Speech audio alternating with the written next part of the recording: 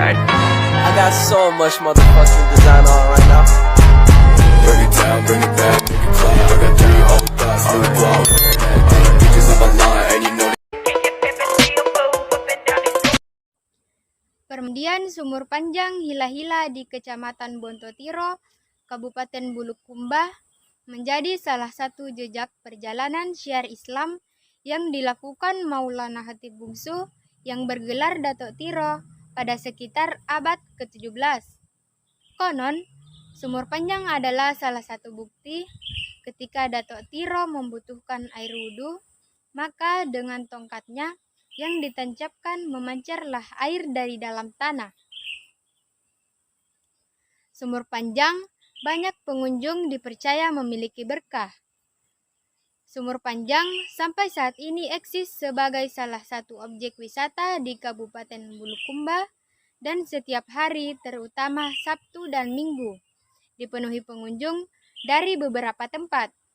Selain makam Datuk Tiro yang letaknya kurang lebih 200 meter dari Sumur Panjang, juga ada beberapa makam raja-raja yang menurut sejarah adalah orang-orang yang pertama menerima kehadiran Datuk Tiro dan memeluk Islam pada waktu itu. Salah satunya adalah makam Karaeng Ambibiah yang juga terletak tidak jauh dari Sumur Panjang. Di lokasi lainnya, menuju pantai, juga akan ditemukan objek wisata Samboang. Kawasan wisata yang memiliki beberapa objek wisata tersebut saat ini sementara dirancang sebagai kawasan wisata berbasis syariah atau kawasan wisata religi. Datuk Tiro yang bernama asli Al-Maulana Khatib Bungsu merupakan salah satu penyiar Islam terpandang di Sulawesi Selatan. Tak hanya menyebarkan ajaran-ajaran kebaikan, Datuk Tiro juga meninggalkan sejumlah warisan yang hingga saat ini terus terjaga. Salah satunya adalah Sumur Panjang yang dikenal oleh masyarakat Bulukumba dengan nama Permandian Hila-Hila. Permandian yang berada di Kecamatan Bontotiro atau tepatnya mengelilingi masjid kuno peninggalan Datuk Tiro itu hingga saat ini menjadi salah satu destinasi wisata yang paling diincar di musim liburan. Rahmat, warga setempat, menuturkan kehadiran Sumur Panjang itu tak bisa dilepaskan dari mukjizat Datuk Tiro saat itu. Datuk Tiro hanya membuat garis panjang yang berkelok-kelok dari tongkatnya. Bekas garisan tersebut kemudian mengeluarkan air yang banyak dan akhirnya tertampung menjadi sebuah sumur atau kolam.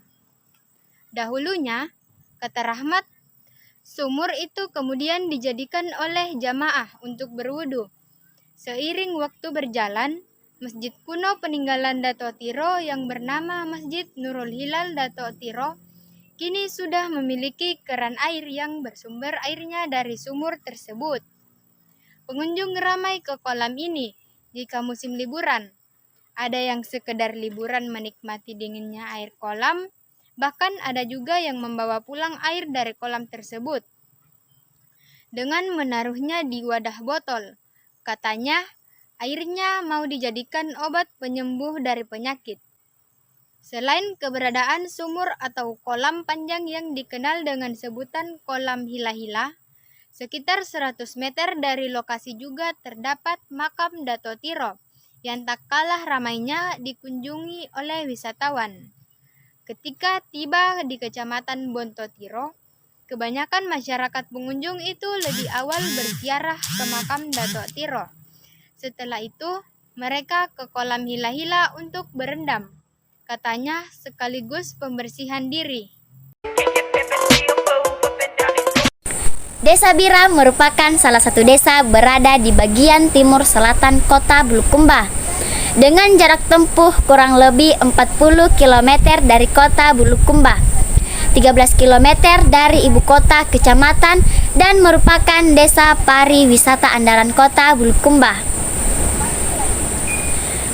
Desa Bira terdiri atas 4 kewilayahan atau dusun, yakni Dusun Pungkarese, Dusun Birakeke, Dusun Tanetang, dan Dusun Pulau Liukangloe. Sejarah penamaan Desa Bira menurut legendaris terdahulu, kata Bira adalah berasal dari tumbuhan sejenis keladi yang biasanya tumbuh di pinggiran pusat permandian umum Kampung Biralohe dan Kampung Birakeke. Dan pendapat kedua di samping sebagai tumbuhan keladi, juga Bira merupakan air yang banyak dengan mengambil nama dulu dengan Erelohe, artinya sumber air yang banyak.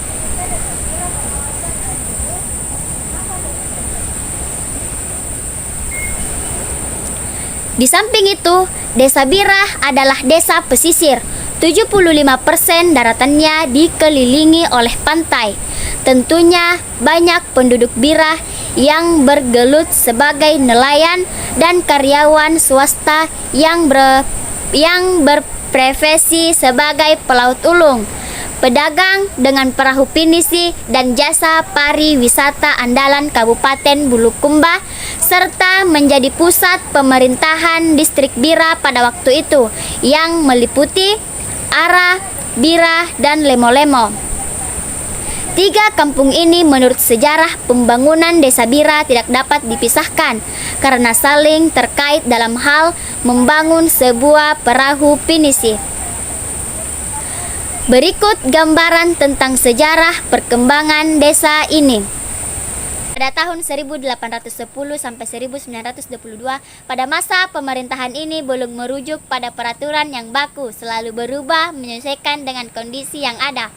Bira pada waktu itu terdiri atas kampung-kampung seperti Kasuso, Biralohe, Dampangere, Dauhe, Birakeke, Tunege, Panrangluhu, Tanetang, Langiria, Liukangloe, dan sebagaian yang dikepalai oleh Karaeng, Bodo-Bodoya, Dem Makanyang, dan lain-lain.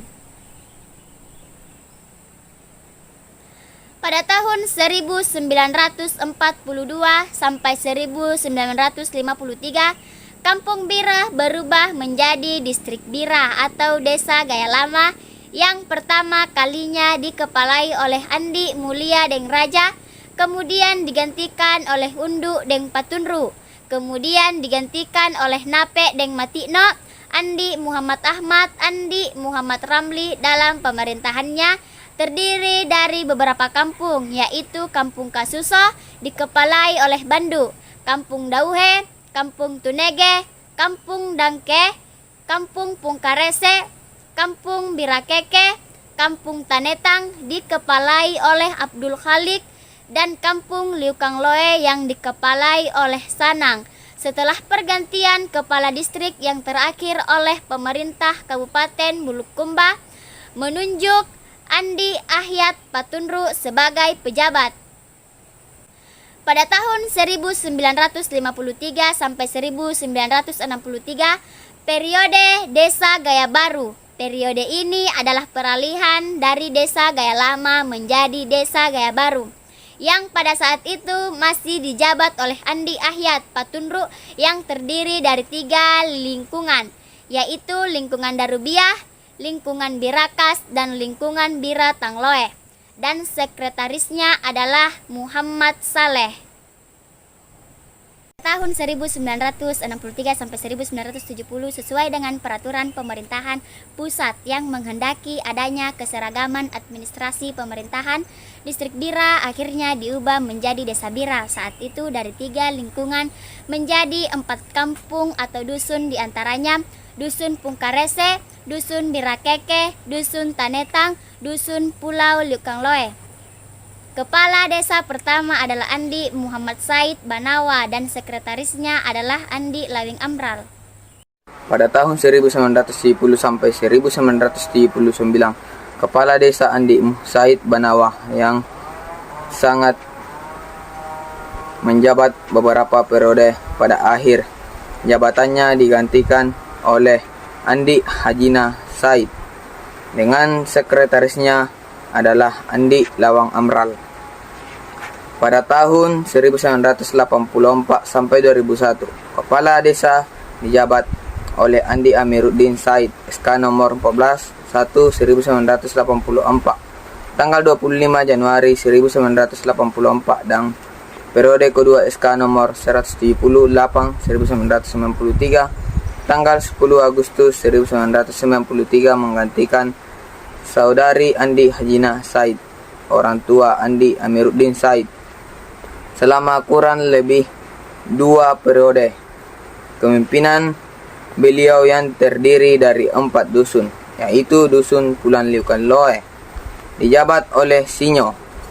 Dusun Tanetan dijabat oleh Abdul Khaid, digantikan oleh Aha, dan selanjutnya digantikan oleh Aha B. Dusun Birakeke dijabat oleh Haji Abdul Wahab Apo, digantikan oleh Alwi. Dusun Pundrakese dijabat oleh Desilele. Dalam masa kepemimpinannya, Andi Amiruddin Said dengan desakan para tokoh masyarakat pada saat itu, maka Desa Bira dengan persetujuan Lembaga Musyawarah Desa LMD Bira menyetujui pemekaran Desa Bira menjadi 2 desa, yaitu Desa Darubia pada tahun 1988 dengan sekretarisnya Haji Tapo Ibu. Pada tahun 2002 sampai 2013, Kepala Desa dijabat oleh Andi Alimuddin Said, yang terdiri dari Kepala Dusun Pungkarese dijabat oleh Andi Natsir Jopo periode pertama, dan Andi Mansur periode kedua.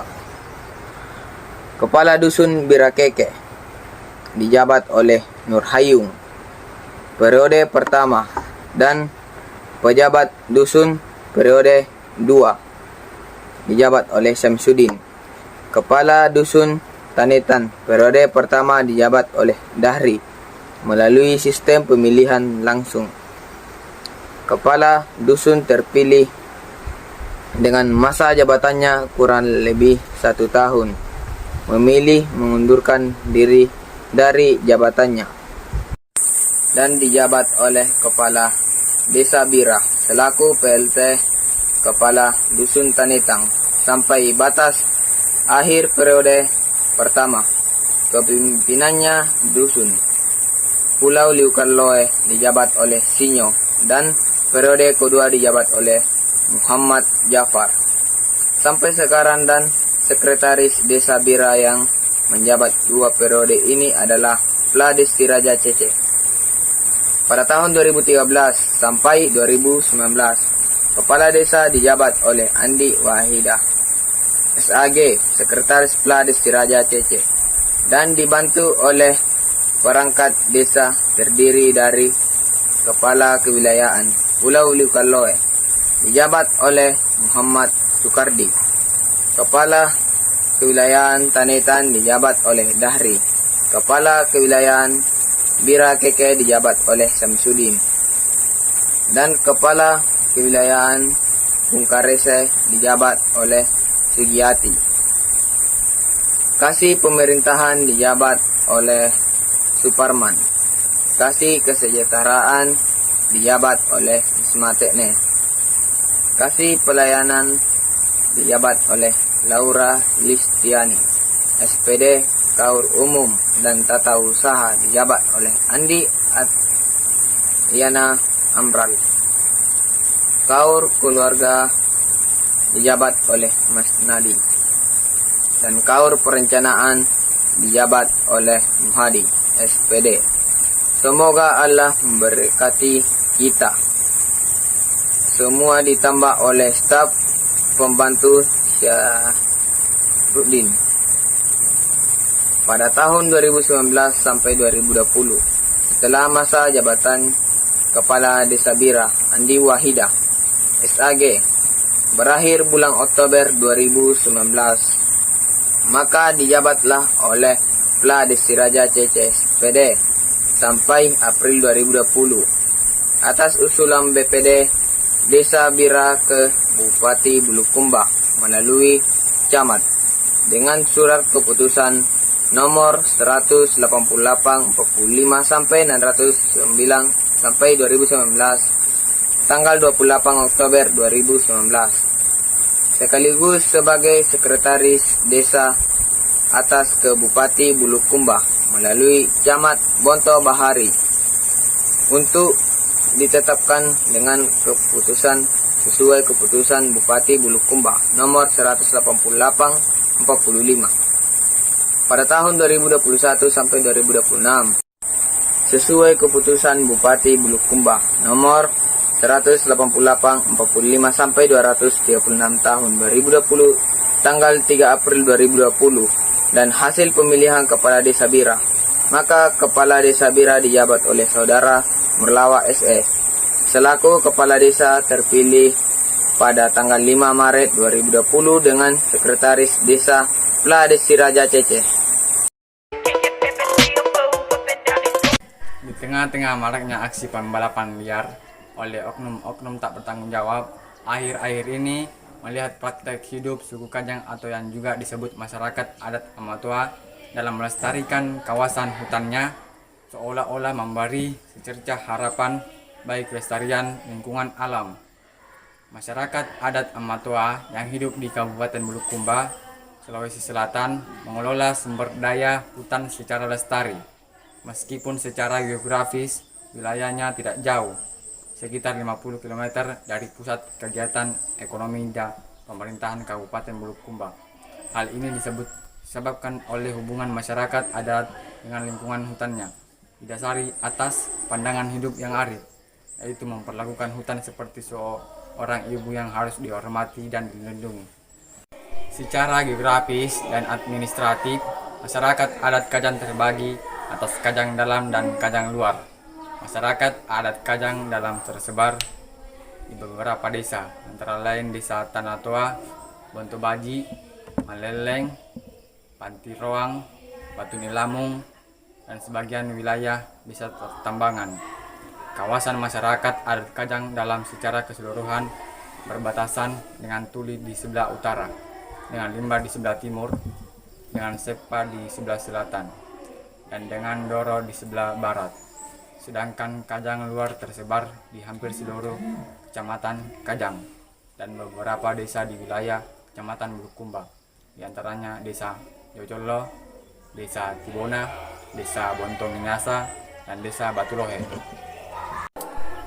Namun, hanya masyarakat yang tinggal di kawasan Kajang dalam yang masih sepenuhnya berpegang teguh kepada adat Amatoa. Mereka mempraktekkan cara hidup sangat sederhana dengan menolak segala sesuatu yang berbau teknologi. Bagi mereka, benda-benda teknologi dapat membawa dampak negatif bagi kehidupan mereka karena bersifat merusak kelestarian sumber daya alam. Komunitas yang selalu mengenakan pakaian serba hitam inilah yang kemudian disebut sebagai masyarakat adat Amatoa.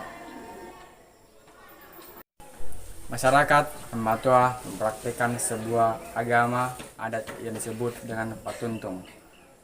Istilah patuntung berasal dari tuntungi, kata dalam bahasa Makassar yang jika diterjemahkan ke dalam bahasa Indonesia berarti mencari sumber kebenaran. Ajaran Pantuntung mengajarkan jika manusia ingin mendapatkan sumber kebenaran tersebut, maka ia harus menyandarkan diri pada 3 pilar utama, yaitu menghormati Tuhan dan nenek moyang atau Turek Arakna. Kepercayaan dan penghormatan terhadap Turek Arakna merupakan keyakinan yang paling mendasar dalam agama Patuntung. Masyarakat adat Kajang percaya bahwa Turek Arakna adalah pencipta segala sesuatu, maha kekal, maha mengetahui, maha perkasa, dan maha kuasa. Turek Arakna menurunkan perintahnya kepada masyarakat Kajang dalam bentuk pasang atau sejenis wahyu dalam tradisi agama Abrahami melalui manusia pertama yang bernama Amatoa. Secara harfiah, pasang berarti pesan, namun pesan yang dimaksud bukanlah sembarang pesan. Pasang adalah keseluruhan pengetahuan dan pengalaman tentang segala aspek dan lika-liku yang berkaitan dengan kehidupan yang dipesankan secara lisan oleh nenek moyang mereka dari generasi ke generasi.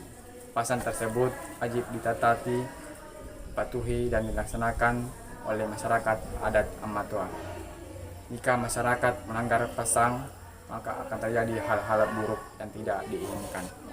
Hal ini disebutkan dalam sebuah pasang yang berbunyi, Puna surki, beki, puna nelingkai, besoki, yang artinya kalau kita jongkok, gugur rambut dan tidak tumbuh lagi. Kalau dilangkahi, kita lumpuh. Suku Kajang ini mempunyai aturan tersendiri untuk mengatur masyarakatnya. Namun, aturan tersebut tetap membuat walaupun begitu ternyata karena hidup selaras dengan masyarakat sekitar. Walau mereka yang bukan satu dari suku Kajang telah menghuni wilayah Tanah Toa sejak 2.200 tahun lalu. Terdapat sekitar 3.947 penduduk dan 600 hektar hutan adat milik suku Kajang. Alasan mereka berpakaian serba hitam adalah sebagai gambaran proses hidup mereka. Menteri atau para pembicara yang ditunjuk Amatoa atau desa adat mengatakan bahwa alasan mereka berpakaian hitam tersebut karena suku Kajang meyakini bahwa mereka lahir dari rahim ibu yang gelap gulita. Oleh karena itu, sepanjang hidup hingga kematian mereka juga harus dapat dalam keadaan yang juga gelap gulita. Selain itu, mereka tetap konsisten menjalani hidup sederhana tanpa mengikuti perkembangan teknologi. Meskipun sebenarnya desa mereka hanya berjarak 5 km dari kota. Mungkin dari cara hidup sederhana, itulah yang membuat banyak dari suku Kajang yang berusia sekitar 90 tahun. Rumah suku Kajang berbentuk panggung yang terbuat dari papan yang dibangun tanpa menggunakan satupun paku besi. Paku yang mereka gunakan juga terbuat dari kayu. Benda modern mereka hindari dan dilarang digunakan di kampung ini. Toilet dan kamar mandi dibuat dari tumpukan batu setinggi 1 meter di bawah pancuran air dari gunung, dan uniknya lagi, suku Kajang hidup tanpa menggunakan listrik dan alat elektronik ketika malam hari. Mereka menggunakan obor untuk alat penerangan. How you fucking with these hoes out?